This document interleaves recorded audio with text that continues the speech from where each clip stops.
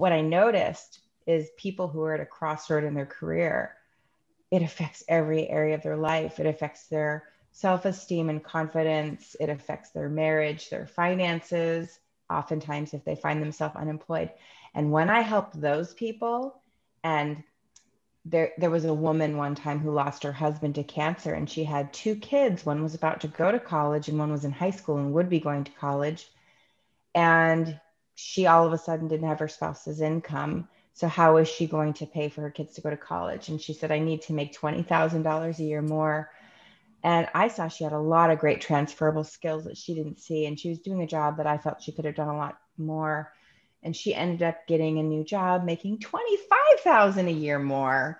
And that's the kind of thing that made me really light up, helping that person who was really stressed and didn't feel like she was going to be able to even provide an education for her children, now being able to do. And her daughter has now since graduated from college and is in the workforce, and I coached her No to help way. her land her job. Yeah, it's been very rewarding to help entire families. Now I don't coach anymore individually, but that's what got me into the career space.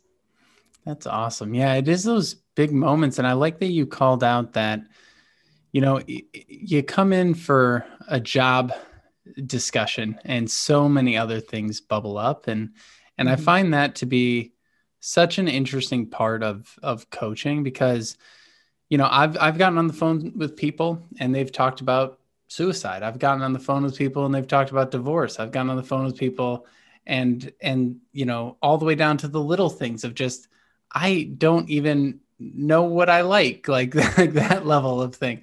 And so, Mm-hmm. it really is fascinating to be in this coaching world. And that's one of the reasons why I call it career therapy, because I feel like it's so much more than just Yeah. your career at the end of the day. It's one element of many. And obviously there's Mm-hmm. only so much a coach can do.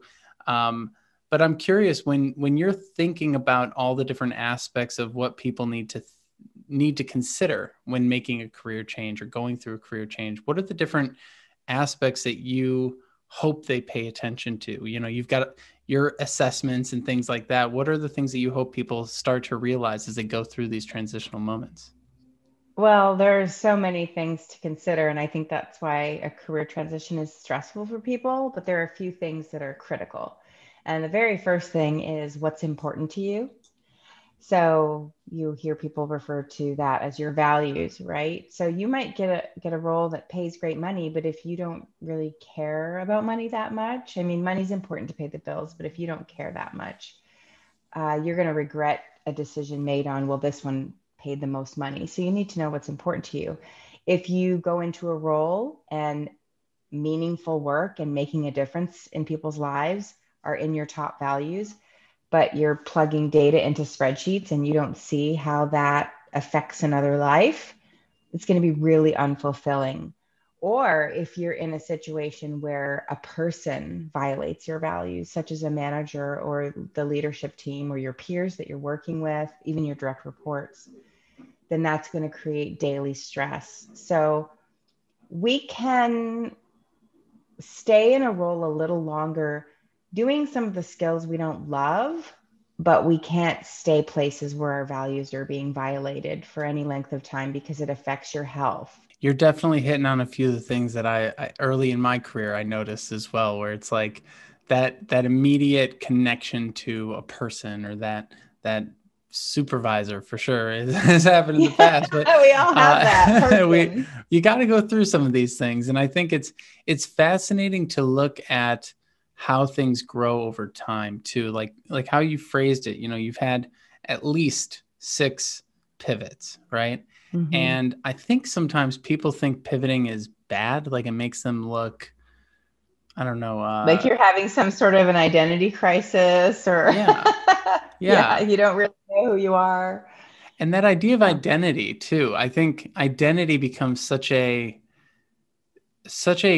it almost gets warped a little bit, because a lot of times we think our career is our identity Mm-hmm. outside of the values and things like that. Mm-hmm. What are some of the approaches that you take to helping people understand their identity at the end of the day?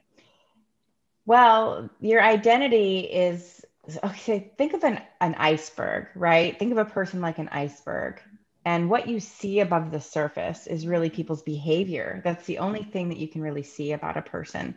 But there are a lot of things below the surface, much more than the tip of the iceberg, that really create this interesting cocktail that make us this 1 in 8 billion person, and how that person out, how that behavior manifests. So underneath, you have your life experiences, you have your critical thinking skills, you have your emotional intelligence, you have your values, your strengths, and your personality. So, all of those things, people are very nuanced and complicated. That's why I don't like people being reduced to INTJ, or I'm a D, or I'm an S, or, it's really reductive to do that to people, because really no one is like you or like me.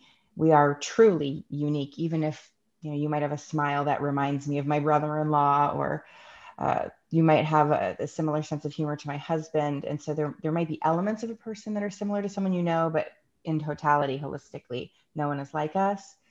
And so that identity is a complex blend of all of these things. But I would say, if you're trying to pick the one thing that defines your identity, the easiest access point to knowing who you are is your values, knowing what's important to you. That's really the easiest access point, because you're not your personality. That's not who you are. But I am a person who values connection, who likes to have fun, who wants autonomy in my work, who wants to make a difference in people's lives, who values being an expert and being generous. Like, those are the types of things that define me and make me unique.